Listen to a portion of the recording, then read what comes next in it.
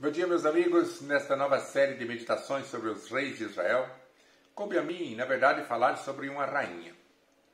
Pode parecer estranho que aquela cultura patriarcal dominante do povo de Israel tenha cedido espaço para reinar uma rainha como Atalia. Mas ela teve uma boa escola de manipulação com sua mãe, bem mais famosa que ela, Jezabel, e o seu pai Acabe. É interessante lembrar que Acabe e Jezabel reinaram em Israel, o reino do norte, mas Atalia reinou no reino do sul, lá em Jerusalém. Se há um traço de personalidade a ser destacado em Atalia, além, é claro, da sua conhecida maldade e apostasia, seria o fato de ser extremamente manipuladora. Alguns anos depois de haver subido ao trono, Josafá, agora no auge da sua prosperidade, permitiu o casamento do seu filho Jeorão com Atalia, filha de Acabe e Jezabel. Olha só. Uma união formada, claro, entre os reis de Judá e Israel, mas que não tinha o aval de Deus. Jorão, filho de Acabe, estava ainda reinando no reino de Israel quando seu sobrinho Acasias subiu ao trono lá em Judá.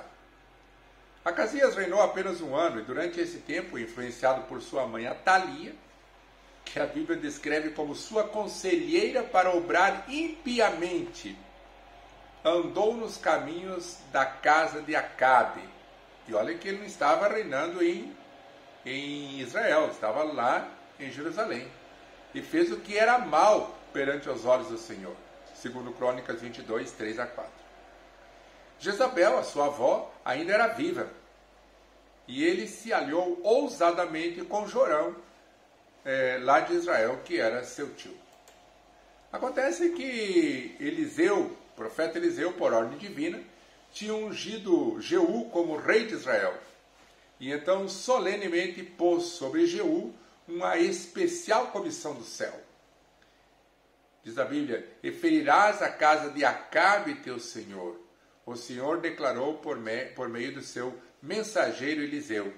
E segundo a Bíblia, para que eu vingue o sangue de meus servos, os profetas, e o sangue de todos os servos do Senhor, da mão de Jezabel, e toda a casa de Acabe perecerá. Essa profecia está lá em 2 Reis 9, 6 a 8. Depois de haver sido proclamado rei pelo exército, Jeú dirigiu-se apressadamente para Jezreel, onde ele deu início à sua obra de execução. E foi uma matança terrível. A Bíblia diz que todos aqueles que deliberadamente haviam escolhido prosseguir no seu pecado e levar outros a pecar, Jorão de Israel, Acasias de Judá, a Jezabel, a rainha-mãe, todos os restantes da casa de Acabe em Jezreel, como também todos os seus grandes, os seus conhecidos, os seus sacerdotes, todos foram mortos juntamente com os profetas de Baal. Interessante que as imagens idólatras também foram queimadas, destruídas, e o templo de Baal foi feito em ruínas. E assim, lá em 2 Reis 10, 11, 19 até o 28, diz que assim destruiu Jeú a casa de Israel. E foi nessa ocasião também que foi morta a rainha Jezabel, mas esse não é o foco da nossa meditação de hoje. Nós conhecemos bem essa história. Notícias dessa execução geral chegaram até Atalia, filha de Jezabel. Nesse tempo, a família real em Judá tinha sido reduzida a um mero remanescente. Jeorão, era marido falecido de Atalia, pai de Acasias, tinha mandado matar lá em Judá todos os seus irmãos, quando ele sucedeu o seu pai Josafá. Ele não queria concorrência ao trono. Jeú tinha morto lá no Reino do Norte mais 42 membros da família real de Judá, talvez incluindo aí muitos dos filhos dos irmãos de Jeorão. E os irmãos de Acasias já tinham sido mortos por árabes e por saqueadores, segundo Crônicas 22, e o verso 1. É provável que o assassinato por Atalia se centrasse sobretudo nos filhos de Acasias e de seus netos. Acasias morrera jovem, aos 22 anos de idade, e essa tentativa de destruir completamente toda a casa de Davi era um ataque claramente contra o plano divino da redenção. Porque vocês lembram que o plano se centralizava de que nasceria o Messias da descendência da casa de Davi. Quando Atalia viu que seu filho, o rei de Judá, era morto, a Bíblia diz que ela levantou-se e destruiu toda a descendência real. Foi um massacre total. Todos os descendentes de Davi que eram elegíveis ao trono foram destruídos. Mas escapou uma criança de nome Joás, a quem Jeozeba, esposa de Joiada, sumo sacerdote, escondeu, segundo a Bíblia, nas recâmaras do templo. Durante 6 anos, a criança permaneceu ali escondida enquanto Atalia reinava sobre a terra. O nome Jeozeba não é bonito, mas o trabalho que ela fez juntamente com Joiada, seu esposo e sumo sacerdote, foi sem dúvida extraordinário. Jeozeba era uma filha da realeza, era filha de Jeorão, advinda do casamento com outra esposa. Então ela era em parte irmã de Acasias e se casaram com o sacerdote Joiada. Essas famílias estavam ligadas.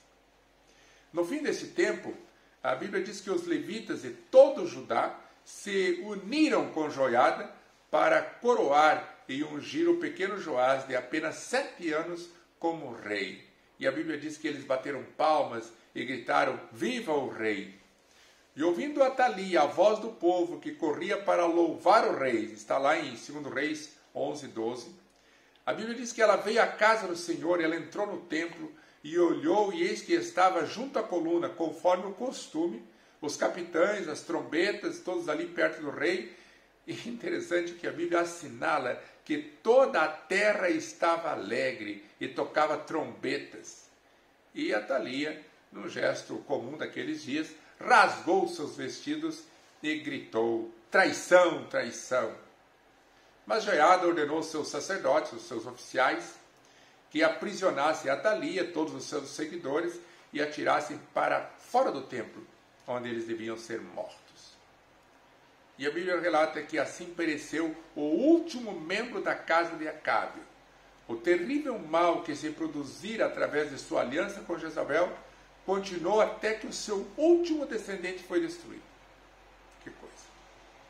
Mesmo na terra de Judá, onde a adoração ao Deus verdadeiro jamais havia sido posta de lado, como lá em Israel, Atalia foi bem sucedida nessa obra de seduzir e desviar a muitos. Imediatamente após a execução de Atalia, a rainha impenitente, todo o povo entrou na casa de Baal e começaram a fazer a reforma completa. Eles foram destruindo, derrubando tudo, os altares, as imagens, quebraram tudo. E Amatã, que era um sacerdote fenício, trazido por Atalia para promover o culto a Baal, também foi morto nessa ocasião. É interessante essa menção que a Bíblia faz de Joiada. Que Joiada fez sair o filho do rei, ele pôs a coroa, ele deu o testemunho, e o fizeram rei, e o ungiram, e bateram palmas, e disseram: "Viva o rei." 2 Reis 11:12. Segundo Sadabaque, esse livro do testemunho, esse testemunho que foi dado ao rei, provavelmente poderia ter sido os 10 mandamentos, ou então toda a aliança mosaica, ou então um livro que tratava mais especificamente das responsabilidades do rei. E ele coloca o Sadabaque como sendo esta terceira opção, a mais provável.